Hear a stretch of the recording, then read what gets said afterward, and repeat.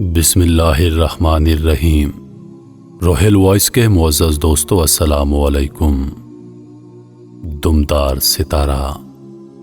آج ہم کائنات کے اس عظیم نظام میں جہاں دیگر اجسام شامل ہیں، انہی میں سے ہم دمدار ستارے کے بارے میں معلومات کا جائزہ لیں گے۔ کائنات کے اس نظام میں جہاں مختلف قسم کے ستارے اور سیارے ہیں، انہی میں سے ہمیں کبھی کبھار دمدار ستارے بھی نظر آتے ہیں۔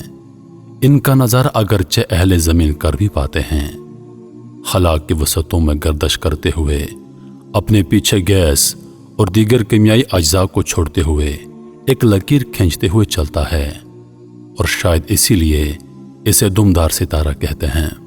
اب تک کی خلائی سائنسی تحقیقات کے مطابق یہ نظام شمسی کا وہ جسم ہے جو کہ گرد، پتھر، پانی، برف اور دیگر مختلف گیسوں کا مرکب ہے۔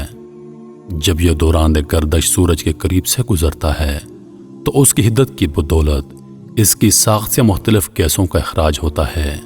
ان گیسوں کے اخراج کی بدولت خلا میں اس کے پیچھے ایک دم بنی نظر آتی ہے، جو کہ ریڈیائی لہروں اور شمسی توانائی کی بدولت وجود میں آتی ہے، جس کی لمبائی سینکڑوں میل تک ممکن ہوتی ہے۔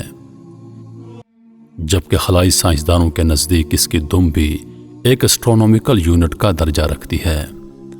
اگر یہ مکمل طور پر روشن ہو تو اس سے بغیر کسی ٹیلیسکوپ کی زمین سے واضح طور پر دیکھا جا سکتا ہے، جو کہ انسان صدیوں سے دیکھتا چلا آ رہا ہے۔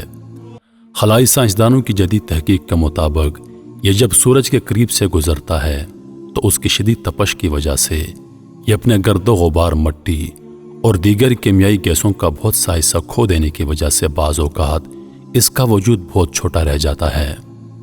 اس کے علاوہ بھی بہت سے ایسے دمدار یا کما ستارے خلا کی وسعتوں میں گردش کر رہے ہیں، لیکن ان کو زمین سے بغیر کسی ٹیلیسکوپ کے دیکھنا ممکن نہیں ہے۔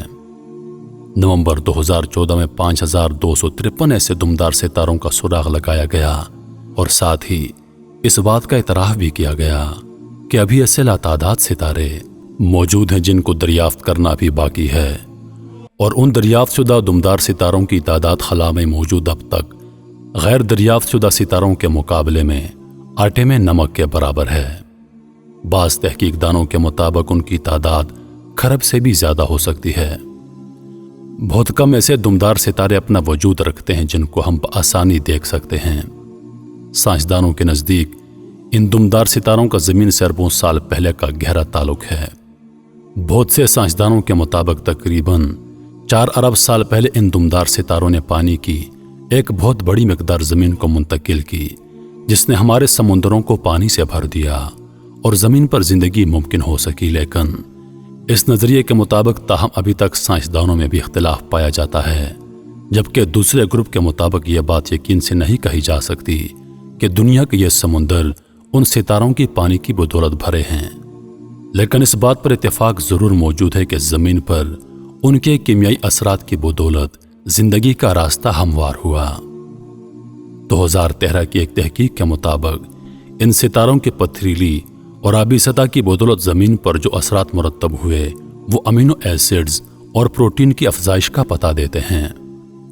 تو ناظرین، آج اس موضوع کو زیر بحث لانے کی ایک اور خاص وجہ یہ بھی ہے کہ ایسے ستاروں کی آمد بھی ہمارے علوم میں کئی نظریات رکھتی ہے، خاص کر علم نجوم میں، جیسا کہ 2020 ایک خاصا پرخطر سال ثابت ہوا، اور علم نجوم سے تعلق اور دلچسپی رکھنے والے حضرات میں سال میں جو واقعات رونما ہو رہے ہیں ان کے چرچے کافی عرصہ قبل ہی عام تھے، جیسا کہ کچھ ماہ قبل سوریا ستارے کی آمد، نیز 2 چاند گرہن اور ایک سورج گرہن کے لگنے سے پیدا ہونے والے مثبت اور منفی پہلوؤں پر کیے جانے والے تبصرے، یہ سب انہی نظرات کا حصہ ہیں جو کہ عرصہ قدیم سے ہمارے مشاہدات کی بنا پر زبان عام ہیں۔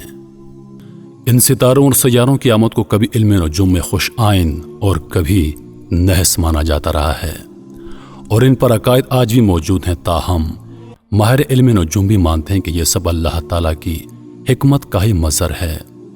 اب ہم ان نظریات کا تفصیلاً جائزہ لیتے ہیں، اور یہ کہ اب اس ستارے کی آمد کے حوالے سے کیا پیشن گوئیاں کی جا رہی ہیں۔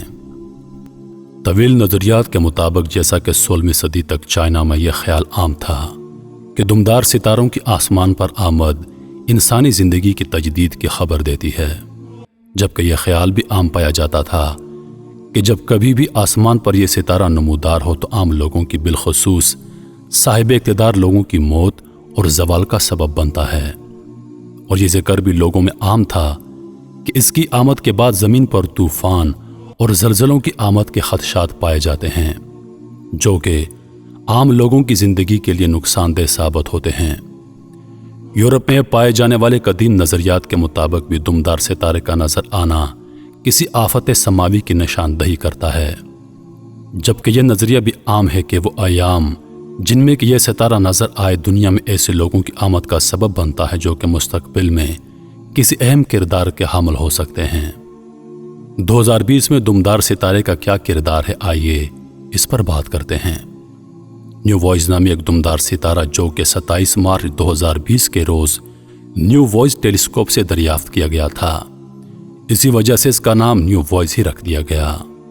نیو وائز گزشتہ 20 سالوں میں سامنے آنے والے روشن ترین ستاروں میں سے ایک ہے۔ یہ ان چند دمدار ستاروں میں سے ایک ہے جنہیں اس صدی کے دوران کسی سائنسی آلے کا سہارا لیا بغیر براہ راست دیکھا جا سکے گا۔ دمدار ستاروں کی آمد ہمیشہ سے حیرت کے ساتھ ساتھ خوف کو بھی جنم دیتی ہے، جیسا کہ پہلے بتایا جا چکا ہے۔ کیسے بہت سے ستارے موجود ہیں تاہم وہ زمین پر نظر نہیں آتے، اس لیے جب کوئی ایسا ستارہ نظر آ جائے تو اس کی آمد کے سبب ایسے نظریات قائم کیے جاتے ہیں۔ ان کو دیکھ کر جنگ اور قحط کی پیشن گویاں کی جاتی رہی ہیں۔ 1997 میں بھی ایک مذہبی گروہ کے 39 ارکان نے اجتماعی خودکشی کر لی کیونکہ ان کا عقیدہ تھا کہ دمدار ستارے سے ہیل بوب کو دیکھنے کے بعد خودکشی کے ذریعے وہ ایک خصوصی جائے پناہ تک رسائی حاصل کر لیں گے۔ گزشتہ دریافت ہونے والے دمدار ستاروں میں سے ہر ایک سورج کے نزدیک پہنچنے کے بعد غائب ہو جاتا رہا ہے، تاہم نیو وائز کے بارے میں خیال کیا جا رہا ہے کہ یہ 2020 کا عظیم ترین دمدار ستارہ ثابت ہوگا۔ دمدار ستاروں کو ان کی رنگت کے اعتبار سے سیاروں سے منسوب کیا جاتا ہے۔ حالیہ تصاویر سے پتہ چلتا ہے کہ نیو وائز پر سنہرا نارنجی رنگ غالب ہے۔ در حقیقت یہ ایک سے زیادہ رنگوں پر مشتمل ہے کیونکہ دم کے دونوں سروں اور مرکزے کے رنگ مختلف ہیں۔ دم کے ایک سرے کا رنگ گلابی مائل اور ارغونی ہے، جبکہ دوسرے کا رنگ سنہری ہے۔ مرکزے کا رنگ شوخ زرد ہے جبکہ دم کا رنگ نارنجی ہے۔ دم میں ہلکا نیلا رنگ بھی نظر آ رہا ہے۔ سنہرے، نارنجی اور زرد رنگوں کو سورج، زہرہ اور مشتری کے ساتھ منسوب کیا جاتا ہے۔ مشتری کے مزاج میں زرخیزی اور وسعت ہے، سورج کے مزاج میں وبائی امراض، بیماریاں اور اقتداروں کا زوال ہے، جبکہ زہرہ کے مزاج میں خشک سالی اور اقتداروں کے لیے مشکلات ہیں۔ اگر دمدار ستارہ مشرق کی جانب سے طلوع ہوا تو طوفان اور خشک سالیوں کا سبب بنتا ہے، اور اگر مغرب کی جانب طلوع ہو تو بیماریوں کے خطرات پیدا ہوتے ہیں۔ نیو وائز کا مشاہدہ مشرق کی جانب کیا گیا ہے، تاہم یہ سب اعداد و شمار کی بنیاد ہے۔